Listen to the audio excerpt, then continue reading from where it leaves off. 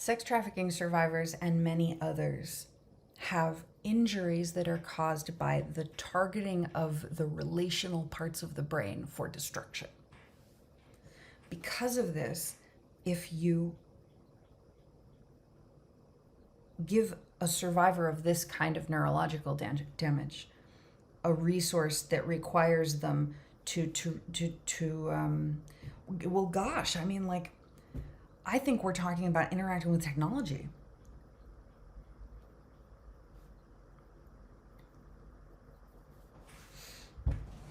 I think we're talking about interacting with technology. All of the ways that technology stands in for relationships is relevant here, because when the relational parts of the brain are destroyed, it requires one to be in consistent, recognizable, resonant relationships with other living beings in one's environment. And one stops being able to absorb information unless it is connected relationally, because of the parts of the brain that are being destroyed. They have to be repaired. They have to be rebuilt through relationship building. And if we don't do this, there's a bunch of stuff I haven't been able to repair by myself. I continue to revisit it. I continue to experiment with it.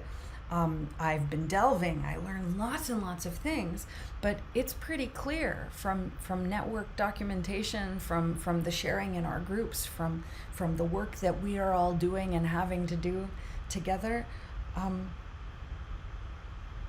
Relational resourcing is crucial to the repair of all our neurological spaces. And if we don't address that, we're not going to be as successful in any other way that we would like to be.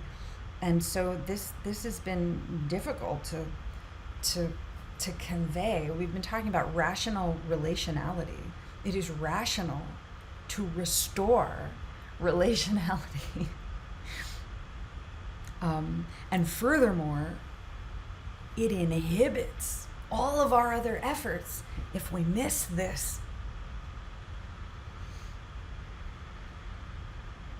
So one of the things that we do when we're talking about rescue aid, we're talking about centers of resourcing, we're talking about our intuitive groups, we're talking about our intuitive tool sets. How do we accomplish things? How do people collaborate when they are the most severely disabled people who have been targeted for harm, specifically to prevent them being able to communicate or collaborate with one another, or even be able to recognize that something like that is happening?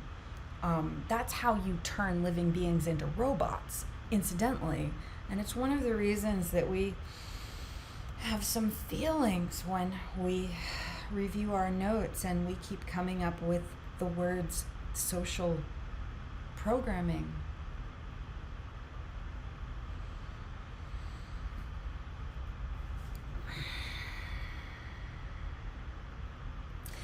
If there are social programs that are for the benefit of the living beings who wish to be social and relationally resonant, we should absolutely make sure that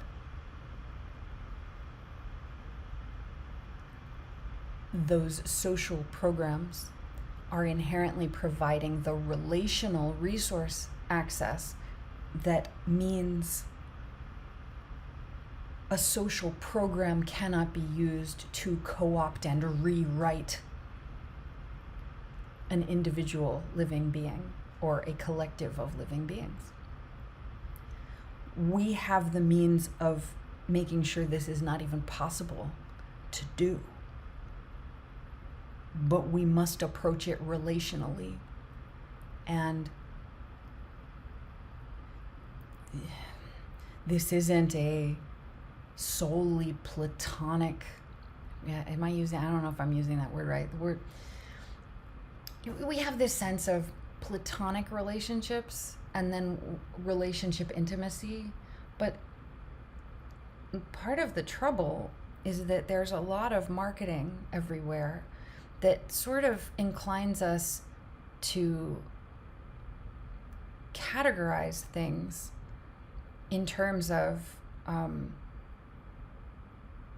intimacy means romantic relationship intimacy. But that's not the only thing that intimacy means. And when we lose contact with all of the other kinds of intimacy that are crucial in our worlds, we're already cut off from one another in ways we oughtn't be.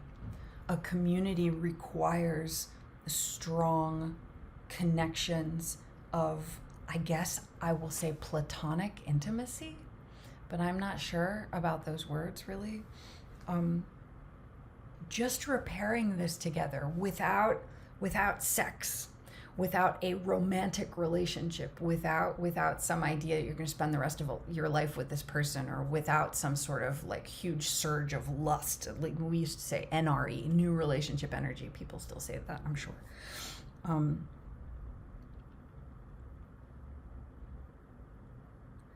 It's important for us all to recognize the intimacy that powers relationships in communities, because that is part of what has been intentionally obscured or taken away from us, where then we would, why is everything broken? Why is everything not working? Why is it constant violence? How do I deal with this stress?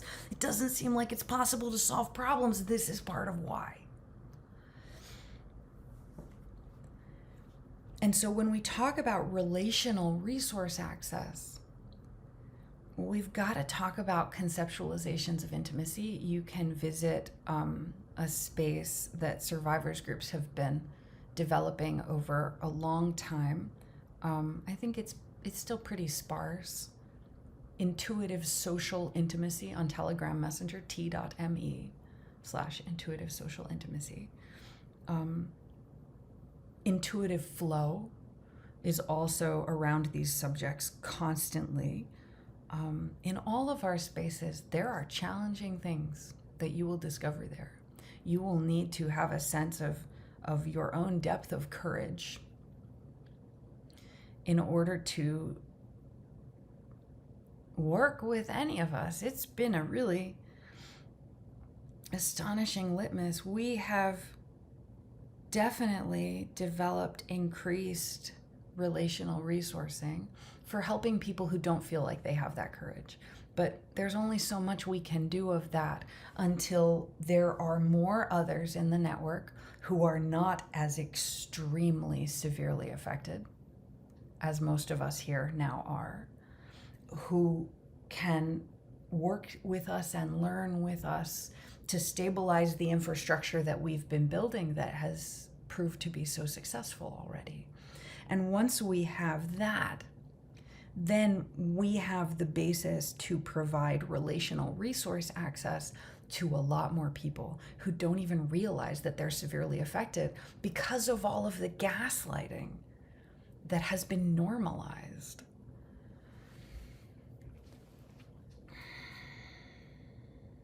One of the delightful ways that we've been building increased relational resource access has been through projects like Intuitive Friends. There's a lot going on behind the scenes there. The public channel is fairly new still. The food forestry projects we've been engaging with, Camp Walapini, Make Peace Life School, Intuitive Food, the Intuitive Food Forest Network. There are a lot of fun things in all of that that allows us to work on something. It allows us to work on something that is crucial for survival needs in the clearest apprehension of the signals the body is sending, in signals accuracy. What is the most important survival task to do now? And how can we enjoy it together in the most amazing, strengthening way? How can we really be resting all the time that we're working? This has been a great study of mine. I have come to some amount of harm developing this way of doing things, because I'm sure this won't be totally unfamiliar to the people who review this video. If you want to do your work most restfully, there is a lot of pushback in most environments, so that you won't do it restfully. Because if you do your work restfully, it doesn't look like work to some other people, and it might just be that you're really lazy. You're not really doing anything. But if you've survived the most severe physical injuries, the most severe psychosocial effects, cutting you off from resources, cutting you off from intimacy, very specifically and intentionally, your brain is then compromised in a way that can only be repaired by changing our ways of thinking and changing our ways of relating, so that we're not continually formalizing patterns of abuse and calling them necessary because they're not necessary. And so we all have to really believe, to recognize in ourselves, for ourselves, in our communities, for one another. Azin said in Bless the Vacuum, t.me/bless the vacuum, about resting being radical. And it certainly is in this way. And when we take it a few steps further, we start to realize that all of our work can be restful. And then the parts that we wouldn't call restful can be action we are taking that strengthens our bodies and teaches us what we're capable of and allows us to build active awareness. And those are the two kinds of experiencing and taking action and working that we want to have. It's either the most restful kind of work, or it's the kind of work that is a joyful honoring of action. But neither of those is the same as being part of an environment where we feel forced to behave in certain ways. If we feel forced to behave in certain ways, those are steps on the way to the programming of living beings, so that they will run scripts, so that they will do things they didn't choose to do and they wouldn't have done if they didn't have to. And so when we are examining all of these different situations, we have to examine them in the context of, are we allowing ourselves to be traumagenically programmed? Are we being turned into someone's artificial intelligence?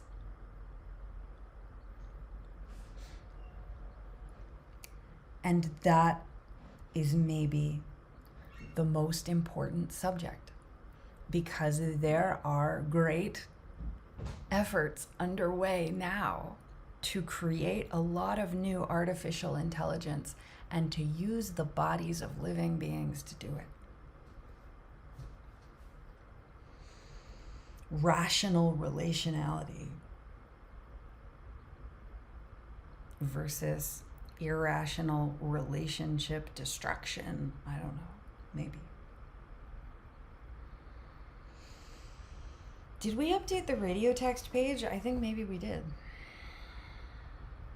I think it's there. I don't remember what's there. You want to look? Let's look. intuitive.pub/radio text. All one word.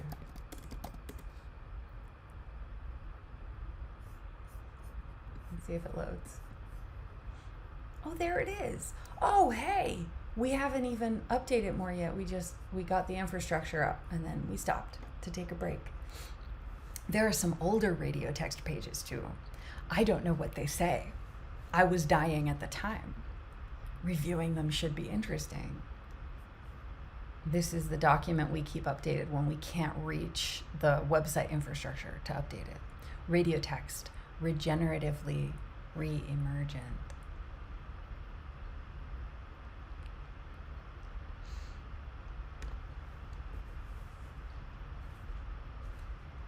There is more music in our futures.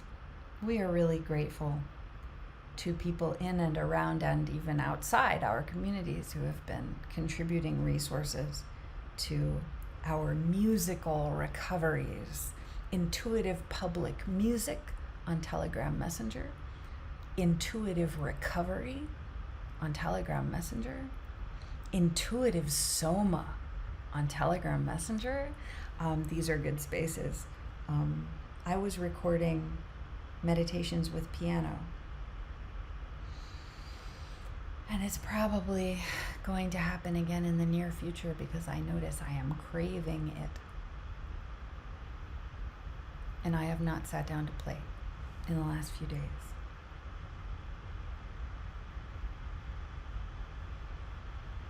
Surely the Morisum Philharmonico will benefit. That's all of my notes. Northeast IPR and Pittsburgh IPR have been having some profound experiences. Do I have anything else that I want to say? We're at 16, 17 minutes. I highly recommend the broadcast from Ross Ben and Michael Wan. That is, I will even tell you exactly where it's at, and you can go find it.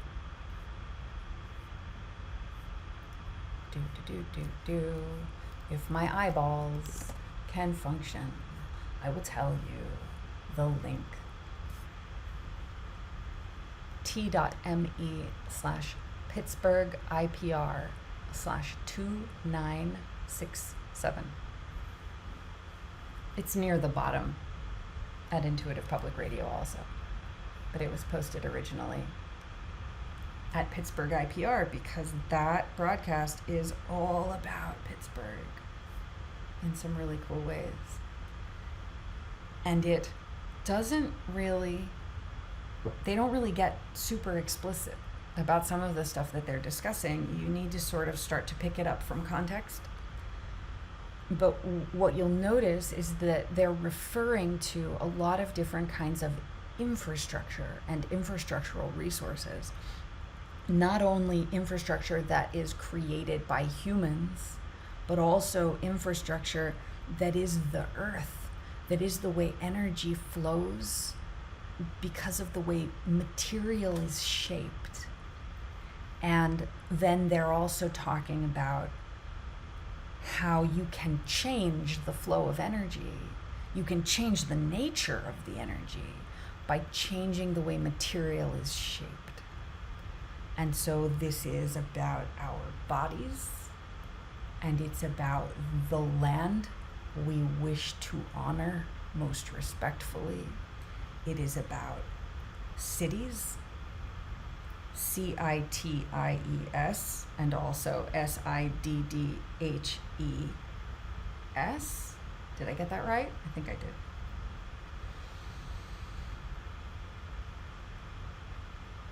Where is the power flowing? Is a question that we're going to keep asking. Thank you for listening.